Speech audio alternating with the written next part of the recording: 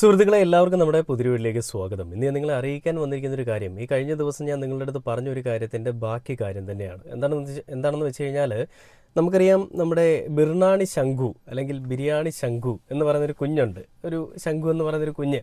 ആ കുഞ്ഞിന് അംഗനവാടിയിൽ ബിരിയാണി വേണമെന്ന് പറയുന്നൊരു ആവശ്യം അത് ഉന്നയിക്കുന്ന ഒരു കാര്യം നമ്മൾ കണ്ടു. അന്നത്തെ മന്ത്രിയായിരുന്ന വീണ ജോർജ് അതപ്പോൾ തന്നെ അക്സെപ്റ്റ് ചെയ്തിട്ട് അവർക്ക് ബിരിയാണി കൊടുക്കുന്ന ഒരു കാഴ്ചയും നമ്മൾ കണ്ടു. ബിരിയാണി അവരുടെ മെനുവിൽ ഉൾപ്പെടുത്തിക്കൊണ്ട് തന്നെ അവർക്കെല്ലാവർക്കും ബിരിയാണി ഒരു ഉച്ചഭക്ഷണം എന്ന രീതിയിൽ ആഴ്ചയിൽ ഒരു ദിവസം അല്ലെങ്കിൽ 2 ദിവസമൊക്കെ ബിരിയാണി എന്ന് പറയുന്നൊരു ആഹാരം അവർക്ക് കിട്ടുന്ന രീതിയിൽ ഭക്ഷണങ്ങൾ അല്ലെങ്കിൽ അതിൻ്റെ ഒരു മെനു ക്രമീകരിച്ചു. എന്നിട്ട് അതിന് ശേഷം തുടർഭരണം അവർക്ക് കിട്ടാതെ പോവുകയും പിന്നീട് ഭരണത്തിൽ വന്ന ഈ UDF ആ ഒരു ബിരിയാണി എന്ന് പറയുന്നൊരു സാധനം അവരുടെ മെനുവിൽ നിന്നങ്ങ് എടുത്തു കളഞ്ഞു. അതായത് പിള്ളേർ ബിരിയാണി കഴിച്ചു കഴിഞ്ഞാൽ അതിൻ്റെ എല്ലൊക്കെ തൊണ്ടയിൽ കയറി കുരുങ്ങും, അല്ലെങ്കിൽ പല്ലിനിടയിലൊക്കെ ഇങ്ങനെ കുത്തി കയറും. ഇങ്ങനെ കയറി കഴിഞ്ഞാൽ പിള്ളേർ മരണം വരെ സംഭവിക്കും, വലിയ പ്രശ്നങ്ങളാണ് എന്നൊക്കെ ഉള്ളതായിരിക്കണം ഇവർ കണ്ടുപിടിച്ചൊരു ബിരിയാണി നിർത്താനായിട്ട്, അല്ലെങ്കിൽ ബിരിയാണി കൊടുക്കുന്നത് നിർത്താനായിട്ട് ഇവർ കണ്ടുപിടിച്ചൊരു മാർഗ്ഗമെന്നാണ് എനിക്ക് തോന്നുന്നതാണ് കേട്ടോ. ഇനി വേറെ എന്തെങ്കിലുമൊക്കെ ശാസ്ത്രീയ വശങ്ങളൊക്കെ കാണും. ചിലപ്പോൾ കോഴി കൊത്തി കൊല്ലുമെന്നോ അല്ലെങ്കിൽ രാത്രിയിൽ കിടക്കുമ്പോൾ കോഴിയെ സ്വപ്നം കാണുമെന്നോ എന്നൊക്കെ വേണമെങ്കിൽ ഇവർ പറയാം. അങ്ങനെ പറഞ്ഞില്ലെങ്കിൽ അതിശയമുള്ളൂ. അപ്പം അങ്ങനെ ആ ഒരു ബിരിയാണി ഇനിയും കൊടുക്കുന്നില്ല. കാരണം സാമ്പത്തിക സ്ഥിതി അത്ര നല്ലതല്ല, സാമ്പത്തിക നില വളരെയധികം മോശമാണ്. അങ്ങനെ ഇരിക്കുന്ന സമയത്ത് എങ്ങനെയാണ് ബിരിയാണി കൊടുക്കാൻ പറ്റുക? കുഞ്ഞുങ്ങളെന്നൊക്കെ പറഞ്ഞാൽ നല്ല ഭാവിയുള്ള പിള്ളേരല്ലേ, പിള്ളേരെയൊക്കെ നമ്മളിങ്ങനെ ഉയർത്തിക്കൊണ്ട് വരണ്ടേ? ബിരിയാണി കൊടുക്കുന്നത് നമുക്ക് ഒരുപാട് സന്തോഷമാണ്. ആ ശംഖു എന്ന് പറയുന്ന കുഞ്ഞില്ലേ, ആ കുഞ്ഞ് ഞങ്ങളുടെ ജോയിൻറ്റ് സെക്രട്ടറിയുടെ അല്ലെ വൈസ് പ്രസിഡൻറ്റിൻ്റെ കൊച്ചുമകനാണ്, ചെറുമകനാണ് എന്ന് പറഞ്ഞുകൊണ്ടായിരുന്നു മന്ത്രി ബിന്ദു കൃഷ്ണ നമ്മുടെ അവിടെ കിടന്നുകൊണ്ട് മെഴുകിയത്. അതായത് ഈ ശംഖു എന്ന് പറയുന്നൊരു കുഞ്ഞിനെ വളരെയധികം അടുപ്പമുള്ള, അല്ലെങ്കിൽ ആ ശംഖു എന്ന് പറയുന്നൊരു കുഞ്ഞിനോട് വളരെയധികം സ്നേഹമുള്ള, ഞങ്ങളുടെ സ്വന്തം കുഞ്ഞാണെന്നൊക്കെ പറഞ്ഞുകൊണ്ടാണ് മാധ്യമങ്ങളുടെ മുന്നിൽ ഒരു പ്രഹസനം നടത്തിയത്. കുറച്ച് നാളുകൾക്ക് മുൻപാണ്. എന്നാൽ ആ പ്രഹസനം കയ്യോടെ പൊളിച്ചുകൊണ്ട് തന്നെ ആ കുഞ്ഞ് രംഗത്തേക്ക് വന്നൊരു കാഴ്ച നമ്മൾ കണ്ടായിരുന്നു. അതായത് ഈ ശംഖു എന്ന് പറയുന്ന ആ ഒരു കുഞ്ഞ് വന്നിട്ട് ഈ മന്ത്രി ഈ ബിന്ദു കൃഷ്ണ എന്ന് പറയുന്ന ഒരാളിനെ വലിച്ചു കീറുന്നുണ്ട്.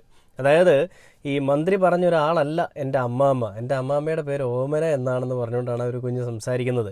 എന്നാൽ ഇന്ന് ഈ മന്ത്രി മാധ്യമങ്ങളെ കാണുന്ന സമയത്ത് മാധ്യമപ്രവർത്തകരെല്ലാവരും കൂടി ഈ പറയുന്ന ബിന്ദു എന്ന് പറയുന്ന മന്ത്രിയുടെ അടുത്ത് ചോദിക്കുന്നുണ്ട്, ആ കുഞ്ഞ് പറഞ്ഞല്ലോ, മന്ത്രി പറഞ്ഞത് തെറ്റാണ്, മന്ത്രി പറഞ്ഞത് എൻ്റെ അമ്മാമ്മയുടെ പേരല്ല, അതിനെപ്പറ്റി എന്തെങ്കിലും പറയാനുണ്ടോ എന്ന് ചോദിക്കുമ്പോൾ നമ്മുടെ ഇന്നസെൻ്റ് പറയുന്നത് പോലെ, എങ്കിലേ ഒരു കാര്യം പറയട്ടെ, എനിക്ക് ഒന്നും ഓർമ്മയില്ല എന്ന് പറയുന്നത് പോലെ പെട്ടെന്ന് വിഷയം മാറ്റിയിട്ട് വേറെ എന്തൊക്കെയോ ഇങ്ങനെ പറഞ്ഞുകൊണ്ടിരിക്കുക. നമുക്ക് എന്തെങ്കിലും വേറെ കാര്യങ്ങൾ സംസാരിക്കാനുണ്ടോ? ഈ ക്ഷീര ഉൽപ്പാദന കേന്ദ്രങ്ങളെപ്പറ്റി സംസാരിക്കാനുണ്ടോ? ഈ ക്ഷീരകൃഷിയൊക്കെ നല്ലതാണ് കേട്ടോ, നല്ലതായിട്ട് ചെയ്യണം എന്നൊക്കെ പറഞ്ഞുകൊണ്ട് വേറെ കാര്യങ്ങൾ സംസാരിക്കാൻ പോവുകയാണ്. എൻ്റെ പൊന്നു മന്ത്രി മേഡം, നിങ്ങളുടെ കൂട്ടത്തിലുള്ള ആളുകളുടെ ഒന്നും തലയിൽ തലച്ചോറില്ലേ എന്നാണ് ഞാൻ ചോദിക്കുന്നത്. സംഘികളെ പറ്റി പറയുമ്പോൾ നമ്മൾ പറഞ്ഞിട്ടുണ്ട്, തലയിൽ തലച്ചോറിന് പകരം ചാണകം കയറിയിരിക്കുകയാണെന്നുള്ളത്. എന്നാൽ ഇവരുടെ തലയിൽ എന്താണ് ഇരിക്കുന്നത്? ചകിരിച്ചോറാണോ? മിക്കവാറും അത് തന്നെ ആയിരിക്കും കേട്ടോ, തലച്ചോറിന് പകരം ചകിരിച്ചോറായിരിക്കും തലയിലിരിക്കുന്നത്.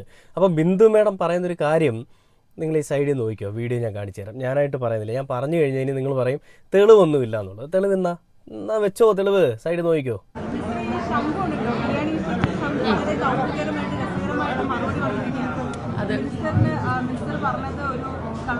അത് കഴിഞ്ഞു. വേറെ വകുപ്പിനെ സംബന്ധിച്ച് എന്തെങ്കിലും ചോദ്യം ഉണ്ടോ ചോദിക്കും.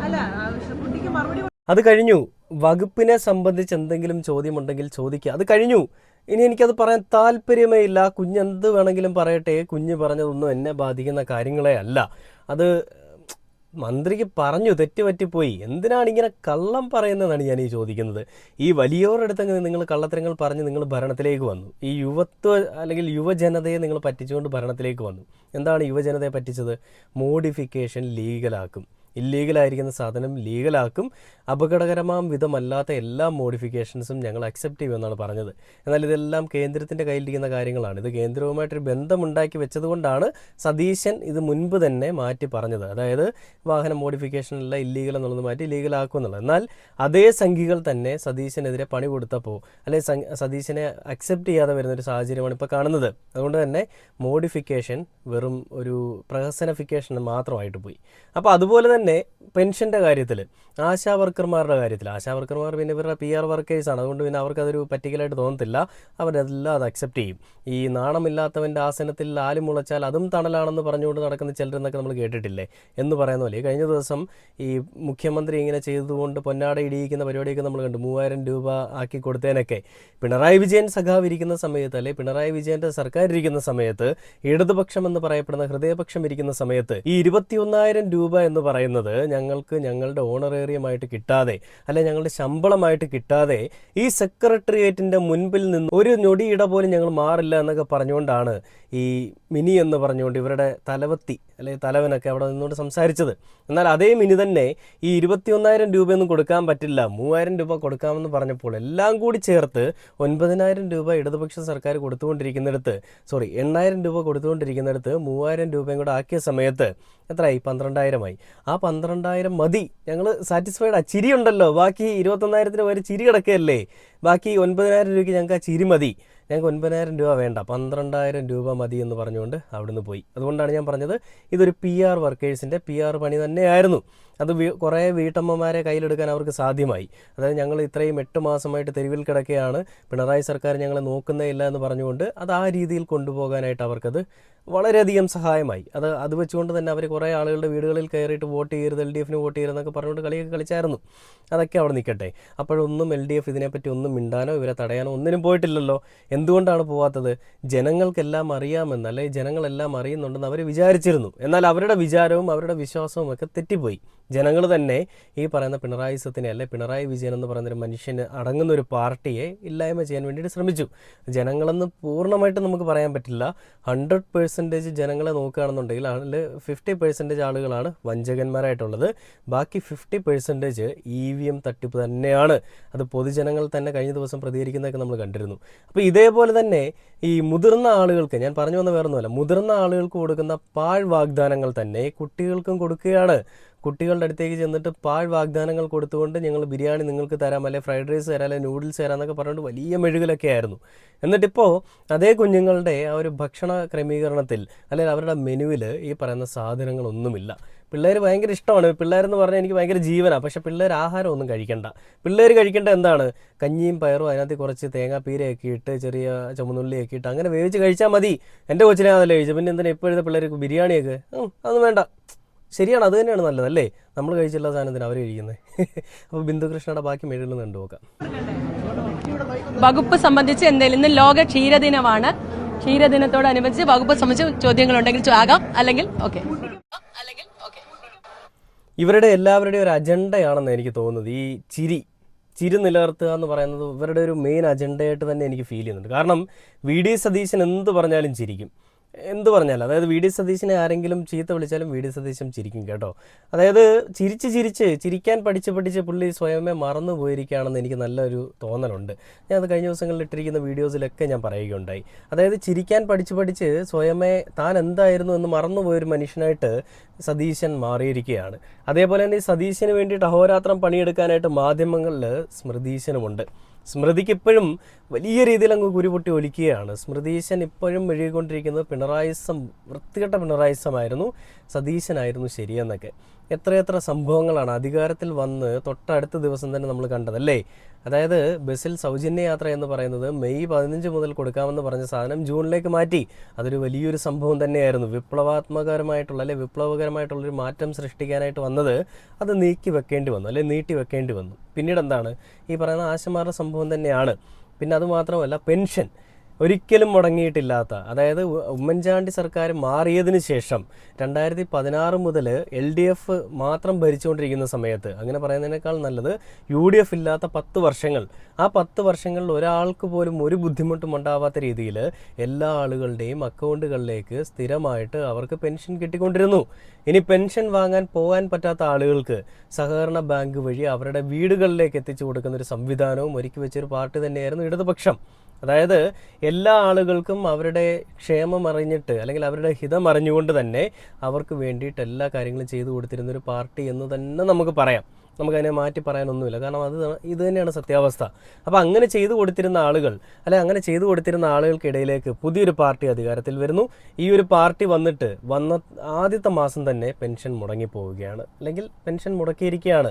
എന്നിട്ടത് ട്രഷറിയെ കുറ്റം പറയുകയാണ്. അവിടുത്തെ ഉദ്യോഗസ്ഥർ അത് വേണ്ട രീതിയിൽ ചെയ്തില്ല എന്നൊക്കെ പറഞ്ഞുകൊണ്ട് ഒരു മെഴുകലുമായിട്ട് സ്മൃതീശനും സതീശനും എല്ലാം രംഗത്തേക്ക് വന്നു. എന്നാൽ ആ ട്രഷറി തന്നെ രംഗത്തേക്ക് വന്നിട്ട് പറയുന്നുണ്ട്, ഞങ്ങൾക്ക് ഇതിനുള്ള അനുമതി കിട്ടിയത് തന്നെ ഈ കഴിഞ്ഞ ദിവസമാണ്. 25-ാം തീയതിയാണ് എല്ലാ മാസവും ഈ പറയുന്ന പെൻഷൻ കിട്ടിക്കൊണ്ടിരിക്കുന്നത്. എന്നാൽ ഈ അപ്രൂവൽ പോയിരിക്കുന്നത് തന്നെ 25-ാം തീയതിയാണ്. കാരണം പൂച്ച എണീറ്റ് പോകണ്ടേ ഈ പറയുന്ന അക്കൗണ്ടിൽ നിന്ന്, അല്ലെ പൊതു ഖജനാവിൽ നിന്ന്. ആ പൂച്ച പെറ്റ് അവിടെ കിടന്നു കഴിഞ്ഞാൽ, കുഞ്ഞുങ്ങളായിട്ട് കിടന്നു കഴിഞ്ഞാൽ എങ്ങനെയാണ് പൈസ ഇടാൻ പറ്റുക? അങ്ങനത്തെ ഒരു ബുദ്ധിമുട്ടുണ്ട് എന്ന് കാണിക്കാൻ വേണ്ടി തന്നെ സതീശൻ കാണിച്ച പരിപാടിയായിരുന്നു ഇത്.